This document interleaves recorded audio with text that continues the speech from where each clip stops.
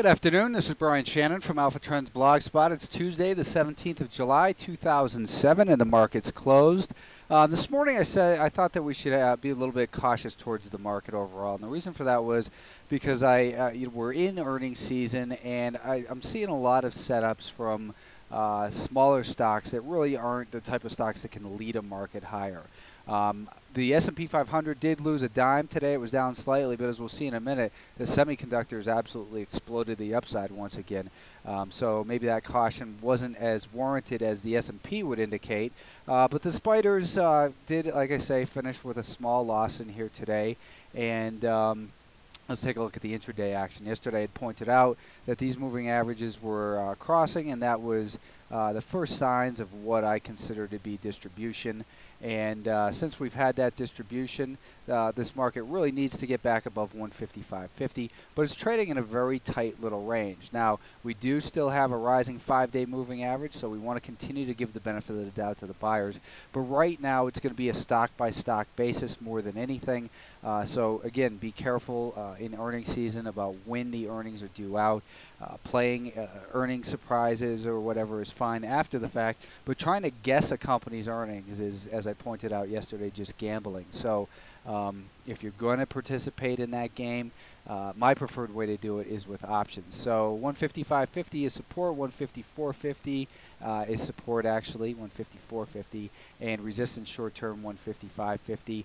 We do have an upside market, and news and surprises tend to follow the direction of the trend, so I wouldn't be surprised to see it break out. The IWM I pointed out yesterday was the weaker market, and once again today it sold off late in the day, came right down to that rising 5-day moving average, so continues to fight with that 84.50 level.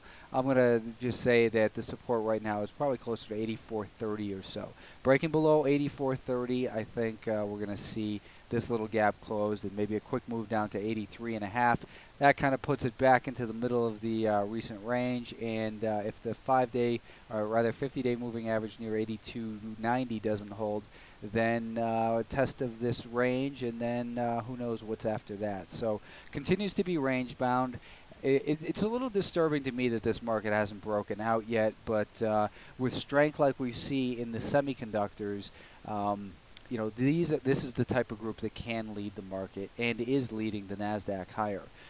We've been very bullish on this group with good reason. Now, you know, when you look back on it in hindsight, it's just as bullish as all the projections have said. In fact, surpassing the original objectives that I said, and now we've got to really consider that 45 level that I pointed out as a potential upward target here from the late 2003 highs. So semiconductors continue to act great.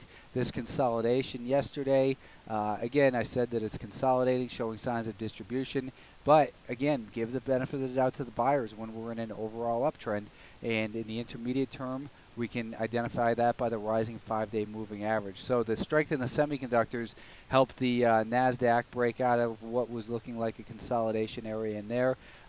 Best support right now, probably near about $50.10. Below that, 49.75, 49.50, and then down closer to, I guess, that 48.50 again. Like I said yesterday, just because we're seeing signs of distribution doesn't automatically mean it's going to decline. Breaking below support, that's what matters. And if you just take away, all of the oscillators in here, if you take away all these moving averages and just look at price, what do you see here? You see a perfect uptrend, a market making higher highs and higher lows in here, and that's what pays, is price. So market continues to act great. Continue to focus on the stocks and the uptrends, and be aware of when companies are reporting earnings.